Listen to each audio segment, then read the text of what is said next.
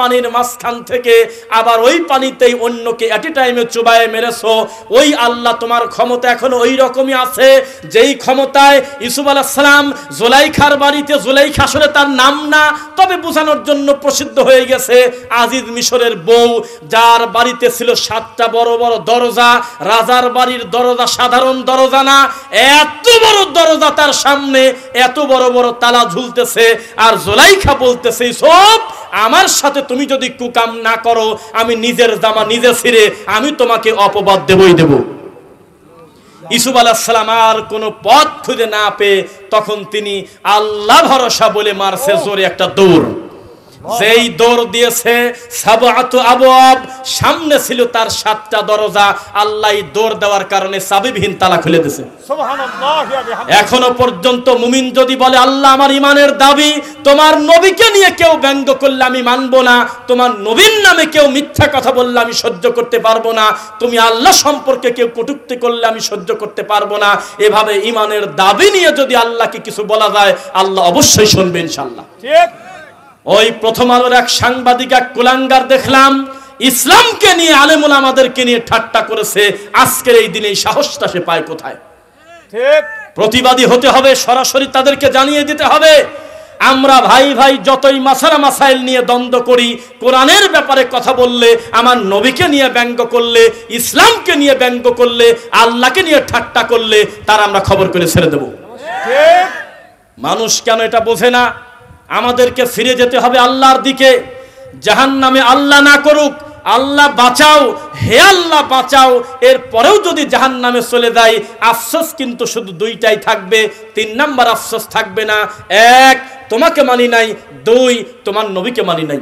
ঠিক। এই আফসোস আমরা মরার পরে করতে চাই না, যেহেতু আর ফিরে আসার সুযোগ নাই। এখনই কবরে ঢোকার পূর্বে কবরের উপযোগী মানুষ হতে হবে, বলেন ইনশাআল্লাহ। জাহান্নামে যাওয়ার যেই যেই কারণ আছে, কয়েকটা কারণ বলে এর থেকে পরিত্রাণের কারণ বলবো ইনশাআল্লাহ। ইনশাআল্লাহ। জাহান্নামে মানুষ যায়, তার 1 নাম্বার বড় পাপ হলো শিরক। শিরক কি পাপ?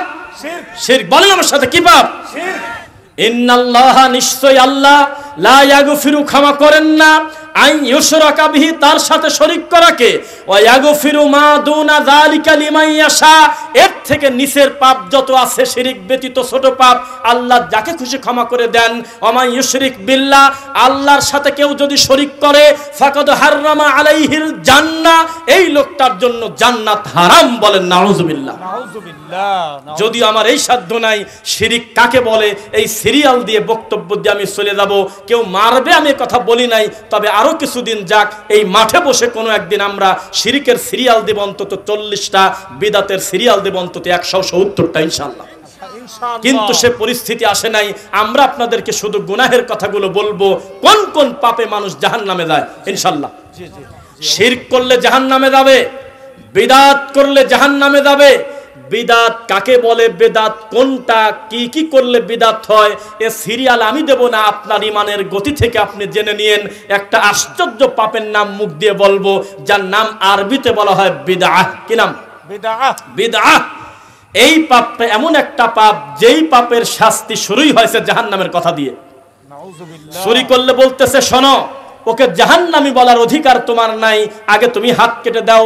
আস-সারিকু ওয়াস-সারিকাতু ফাকতাউ আইদিয়াহুমা, আল্লাহর পক্ষ থেকে এটা হলো তার জাযা, যে উভয়ের তুমি হাত কেটে দাও, যেহেতু চুরি করেছে, পুরুষ হোক আর মহিলা হোক। ঠিক ঠিক, বোঝা যাচ্ছে? জি। আর যদি বিবাহিত হয়, জেনা করে, যদি অন্যায়ের অন্যের ঘরে বিবাহ বহির্ভূত অন্যায় করে ধরা পড়ে, তাহলে সেই লোকটা যতই তওবা করুক, বাঁচার সুযোগ দুনিয়াতে নাই। ধরা পড়ে গেলে বুক পর্যন্ত তার মাটির নিচে গেড়ে তাকে ইট ঢেল পাটকেল মেরে একবারে মুখ ভেঙে দিতে হবে, মেরে দিতে হবে। আর যদি অবিবাহিত হয়, 100 লাঠি পিটায়ে তাকে এলাকা ছেড়ে করতে হবে 1 বছরের জন্য। জি জি, কত কঠিন কথা। সরাসরি জাহান্নামের আলোচনা শুরু করার পূর্বে আগে তার শাস্তির বিধান আছে। কিন্তু বিদাত এমন একটা পাপ, সরাসরি বলতেছে এটা গোমরাহ, এটা করলে জাহান্নাম। বোঝা যাচ্ছে নাকি? জি জি জি, কঠিন কথা। দলালাতিন ফিন নার, বেদাত, এই গোমরাহের শেষ পরিণতি হলো জাহান্নাম। এটা একটা আশ্চর্যজনক পাপ। এই পাপ করলে আল্লাহর মানের হানি হয়। জি জি জি, কেননা তিনি চায় আমার সৃষ্টি মাখলুকগুলো যাতে ভাগ হয়ে না যায়, খণ্ড বিখণ্ড না হয়। আমার নবী কবরে যাওয়ার পরে যেহেতু কিয়ামত পর্যন্ত ওহির দরজা বন্ধ, সবাই যাতে আমার নবীকে মেনে চলে, এই জন্য আল্লাহ বলেছেন খবরদার বেদাত করো না, তাহলে কিন্তু হাউজের কাউসারের পানি পাবে না। ঠিক, বোঝা যাচ্ছে? জি জাহান্নাম, শাস্তি, হিসাব নিকাশ, এগুলো আপনারা বিশ্বাস করেন তো? জি অবশ্যই, বিশ্বাস যদি না করেন তাহলে বক্তব্য দিয়ে লাভ হবে না। যে আমরা বিশ্বাস, বিশ্বাস করেন? জি মানুষের হিসাব হবে তো হবে, পশু পাখির পর্যন্ত হিসাব হবে, গরুরও হিসাব হবে। আল্লাহু আকবার। সামর্থ্য বেশি ছিল, শিং ছিল বড় বড়, অসিংওয়ালা সিংকে গোতা দিয়ে তার শিং ভেঙে দিয়েছে, অথবা তার রক্তাক্ত করে দিয়েছে, চোখ তুলে দিয়েছে।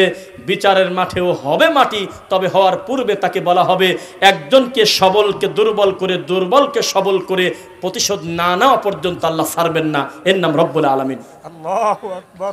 পরিস্থিতি বড় জটিল। আল্লাহর নবী বললেন, সাহাবীরা বলতেছে আল্লাহর নবী, অমুকের কপাল কত ভালো গো, তার নাম হলো মিদাম, আপনার রানিং খাদেম থাক অবস্থায় মরে গেল, শহীদ, জান্নাতি। আমাদের কাছে তো দেখ সেটা আর না বলি, জান্নাতি তো আমরা মিনিটে মিনিটে আমরা ডেলিভারি দিয়ে দিচ্ছি ঘরে বসে বসে। ডাইরেক্ট বলতেছে কি কপাল রে, আমার নবীর খাদেম অবস্থা থাকা অবস্থায় কাফেরদের হাতে নিজের জীবনটা দিয়ে দিল আল্লাহর রাস্তায়, ও তো জান্নাতি। আমার নবী বললেন লা, বলে নাই, বলছে কাল্লা, কখনো না। তুমি জান্নাতি বলার কে? আমি দেখতেছি ও জাহান্নামে যাবে। ঠাট্টা করা কথা কেন? বলতেছে বন্টনের আগেই ও একটা চাদর নিয়ে নিছিল, সেই জন্য। ভাগ করার পরেও পাবে কি পাবে না সেটা পরে, কিন্তু যাকাত বন্টনের আগে সাদাকার চাদর কেন গায়ে দিল? এই চাদরের কারণে তাকে জাহান্নামে যেতে হবে। বাসা থেকে দৌড়ে জুতার ফিতা নিয়ে চলে আসছে আল্লাহর নবী। এই যে জুতার ফিতা নেন, লোকজন টাকা আছে কয় কি রে, এ জুতার ফিতা দিয়ে নিয়ে এনে কি করবো আমরা? আমরা হলে হাসতাম যে জুতার ফিতা ছাতার দামই তো নাই, 2-4 টাকা দাম, আর জুতা নাই তো ফিতারও দাম নাই। তখন বলতেছে কেন নিয়ে আসলে?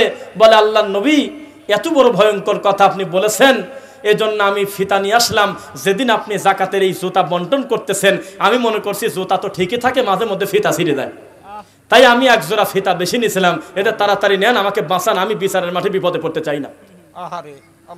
আল্লাহর নবী বললেন শোনো, উট সেদিন কাঁধে তুলে দেওয়া হবে, উট তার নিজস্ব ভাষায় ডাকতে থাকবে, কাঁদতে থাকবে। ছাগল তার কাঁধে তুলে দেওয়া হবে, ছাগল তার নিজস্ব ভাষায় ডাকতে থাকবে। ওই রিলিফের গম তুলে দেওয়া হবে, টিম তুলে দেওয়া হবে, চাল তুলে দেওয়া হবে, খা। এমনও দৃশ্য আমরা দেখেছি 2020 সালে না 18 সালে, যে মানুষ গরিব মানুষকে দেয় নাই তো দেয় নাই, নিজেও খায় নাই, নিজের পুকুরের ভিতর ঢেলে দিয়েছে হাজার হাজার মন গম, তারপরে চাল, টিন। দেখছেন? 19 সালে না? নাউজুবিল্লাহ, নাউজুবিল্লাহ। মানুষের ভিতরে টাকা কত কিছু থুয়ে দিয়েছে, কিন্তু আপনার হকটা আপনাকে বুঝে দিল না।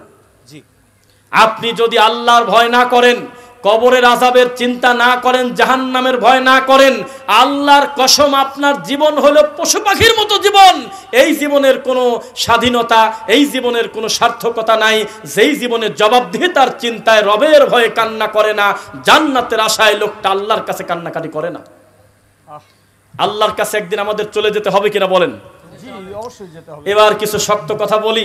আপনি আমাকে ভালোবাসেন, এতই ভালোবাসেন যে আমার দিকে তাকালে আপনার চোখ দিয়ে ভালোবাসার পানি বের হয়। এই লোকটা আমি যখন মরে গেলাম, আমার কবরকে একটু পাকা করে 2 তলা গম্বুজ করে আপনারা লিখে দিয়েছেন রফিক বিন সাইদের মাজার শরীফ। লেখেন না? লেখেন না কি বলেন? কেউ একজন এসে বলেছে এটাই কি রফিক বিন সাইদের কবর? তখন খাদেম বলতে, যাই বেটা, এত বড় একটা লোকের তুমি কবর কও মিয়া, তুমি দেখতেছো না মাজার? আপনি খেপে যাচ্ছেন যে কবর বললো কেন, লোকটা পাগল নাকি? এখনো পর্যন্ত যদি আপনি বলেন যে আমি বাকির কবরস্থানে গেছিলাম, আমি উমরাতে গিয়ে, হজে গিয়ে, তখন ওই হাজিরা মুখ কেমন কেমন দেন করে, লোকটা বিয়াদ্দব। জান্নাতুল বাকি বলতে পারে না, অথচ জান্নাতুল বাকি এই শব্দটা আমার নবী মুহাম্মদ সাল্লাল্লাহু আলাইহি ওয়াসাল্লামের মুখ দিয়ে আসে নাই। আমার দোষটা কি আছে? তিনি বলেছে বাকিউল গারকাত, বাকির কবর। আয়েশা রাদিয়াল্লাহু আনহা বলেছেন তার থেকে বেশি সম্মান নবীকে কে দেবে? আবু বকর রাদিয়াল্লাহু আনহুর থেকে বেশি ভালো নবীকে কে বাসবে? তারা আমার নবী মরার পরে তারা বলেছেন আমার নবী মারা গেছে, আমার নবী মারা গেছে, তিনিও মারা গেছেন, তার পূর্বে যত নবী তারাও মারা গেছে, আমার নবীর হলো এইটা হলো কবর, এটা হলো আয়েশার ঘর। তাদের কিছু যায় নেই। কিন্তু আমাদের এই পাবনার বিশেষ করে কাশীনাথপুর এই মোড় থেকে শুরু করে ওইদিকে ওই মাথা পর্যন্ত যত দূর যাবেন ওই সমস্ত জায়গায় অধিকাংশ পীর ফকিরের এরিয়া। একবার যদি মুখ দিয়ে খালি বলেন যে আমার নবী মারা গেছে, দেখবেন যে পেট বাঁচা কঠিন আছে, অবস্থা খারাপ আছে। শুধু আমার নবী তো বহু দূরের কথা, ওদের পীর সাহেব মরে গেছে কথা আপনি বলতে পারতেছেন না। আল্লাহর কসম তারা বক্তব্যে সে বলে পীর সাহেবরা মরার আগে তাদের যেমন ক্ষমতা ছিল, মরার পরে আরো ক্ষমতা বেড়ে গেছে। নাউজুবিল্লাহ বললেন না?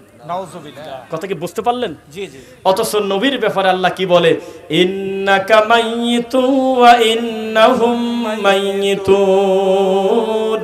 আল্লাহু আকবার। একটা মরা মানুষের ব্যাপারে মাইয়িতের থেকে আর কঠিন কথা হয়? কথা বলেন না কেন? হয়। আমি বলতেছি ফোন করে যে স্টেজে অমুক হুজুর মাইয়িত হয়ে গেছে, তাহলে এই লোকের কি আর বুঝতে বাকি আছে যে মরে গেছে, নাকি বলবে যে এটা কি অর্ধেক না ফুল? তাই বলে না না, কেউ মাইয়িত মানে আর একেবারে মরা মানুষের ব্যাপারে এর থেকে আর কথা হয়ই না। নবীকে বলতেছে আল্লাহ, হে নবী আপনি কিন্তু মাইয়িত, আপনার পূর্বে তারাও মাইয়িত, সবাইকে মরতে হবে, ঠেকানো যাবে না গো নবী। আমার নবীর লাশ সামনে, যেহেতু কবরের ব্যাপারে জাহান্নামের ব্যাপারে কথা, প্রত্যেকটা লোক আমার এই কথার দিকে তাকালে আমি জানি না আপনার ইমানের হালত কেমন হবে, আমি জানি না আপনার গায়ের লোম দাঁড়াবে কিনা, তবে এটা অন্তত আপনার মনে হবে এমন পরিস্থিতি আমি কোনো মাহফিলে খুব কমই পড়ছি। শোনেন, তাকান, আমার নবীর লাশ সামনে, অবস্থা কত কঠিন আপনি বলেন তো ভাই। আহারে আমার নবীর লাশ সামনে, এবার আপনি বলেন অবস্থা কত কঠিন। আল্লাহ। আর এই দুনিয়ার সবচেয়ে বেশি তাকে দে ভালোবাসে সে তার সামনে, তার নাম হলো আবু বকর। আবু বকর সিদ্দিক। সবচেয়ে বেশি তাকে দে ভালোবাসে তার নাম ওমর, সে হলো সাইডে। সবচেয়ে বেশি দে ভালো উসমান, সেও আছে। সবাই আছে আমার নবীর লাশ সামনে।